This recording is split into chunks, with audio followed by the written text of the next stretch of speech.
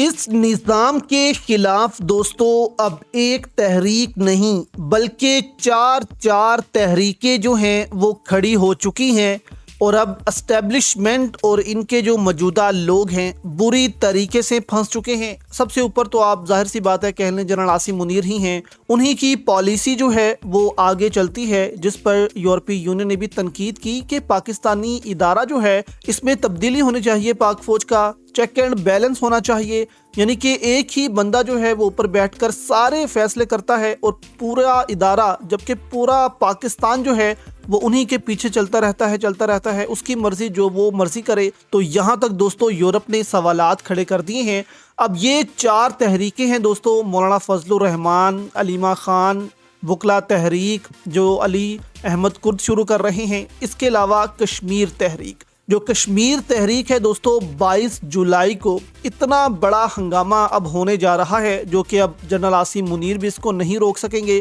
یہاں پر دوستو 22 تاریخ کے بعد کشمیری عوام کیا کرنے جا رہی ہے، اور 5 اگست کے بعد سے آپ کہہ لیں کہ یہ باقی جو 3 تحریکیں ہیں یہ کیا کرنے جا رہی ہیں۔ ادارہ اتنی بڑی مشکل میں ہے کہ آپ کہہ لیں کہ وہ سوچ رہے ہیں کہ اب ہم کیا کریں، اور ادارے کے اندر سے اب سوالات اٹھ رہے ہیں کہ اب ہم مزید ظلم عوام پر نہیں کر سکتے، ہم کتنا ظلم اور کریں۔ اب یہاں پر دوستو آپ یہ ویژولز دیکھیں، یہ جو رینجرز کا بندہ شہید ہوا آزاد کشمیر میں، الزام لگایا گیا کہ یہ تو ان ایکشن کمیٹی والوں نے شہید کیا ہے۔ اصل میں دوستو یہ جو رینجر اہلکار ہے یہ بلوچستان میں شہید ہو چکا ہے بہت پہلے، جس کی دوبارہ سے تصویر وائرل کر کے آزاد کشمیر کے لوگوں کو بدنام کرنے کی کوشش کی گئی، اور اس میں میڈیا ARY-GO پیش رہے، جس پر جو ہے وہ بہت غصہ ہے آزاد کشمیر کی عوام کو بھی۔ اب یہاں پر سردار امان جو ہیں انہوں نے دھمکیاں لگانا شروع کر دی ہیں ادارے کو کہ کوئی الیکشن نہیں ہوں گے۔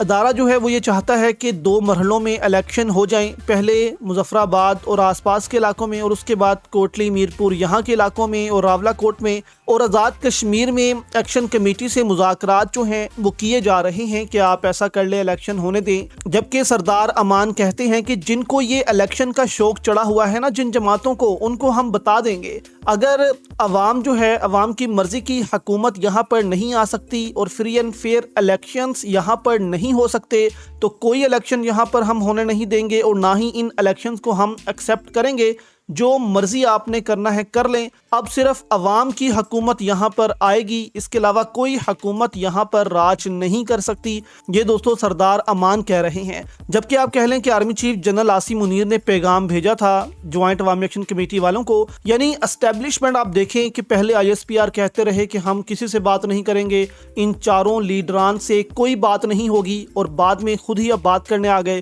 اور اس کو ایکسیپٹ بھی نہیں کر رہے میڈیا پر، یعنی ایکشن کمیٹی والوں کو کہہ رہے ہیں کہ آپ نے کسی کو بتانا نہیں ہے، ہم آپ سے مذاکرات کر رہے ہیں، یعنی وہی بند کمروں کے فیصلے۔ لیکن جوائنٹ عوامی ایکشن کمیٹی نے فوری عوام کے سامنے رکھ دیا کہ ایسے جو ہے وہ جنرل عاصم منیر نے اپنا بندہ بھیجا جس کے ساتھ ہم نے مذاکرات کیے، یعنی وہی جو عمران خان کہتے ہیں کہ بند کمروں کے فیصلے نہیں ہونے چاہیے، جو کچھ ہوگا عوام کے سامنے کروں گا۔ اسی طرح ایکشن کمیٹی جو ہے وہ بھی جو کر رہی ہے عوام کے سامنے کر رہی ہے، جو کہ آپ کہہ لیں کہ بہت بڑی بات ہے دوستو۔ تو 22 جولائی تک کا وقت ہے، 21 جولائی تک کا۔ 22 جولائی کو بنا کسی اعلان کے جوائنٹ عوامی ایکشن کمیٹی کہتی ہے کہ وہ لانگ مارچ کر لیں گے اگر مذاکرات کامیاب نہیں ہوتے، 12 سیٹیں جو ہیں وہ واپس نہیں لی جاتی، لیکن آرمی چیف اور اسٹیبلشمنٹ کہتی ہے کہ الیکشن ہونے دیں، یعنی انہی سیٹوں پر پہلے الیکشن ہونے دیں، یعنی ان کا مطالبہ ہے کہ آپ ان سیٹوں کو ختم کریں، اور آپ کہہ رہے ہیں کہ انہی سیٹوں کے تحت پہلے الیکشن ہو جائیں، بعد میں اس معاملے کو دیکھتے ہیں۔ تو یہاں سے ان کی چالاکی کا اندازہ آپ لگا سکتے ہیں کہ یہ کیا کرتے ہیں۔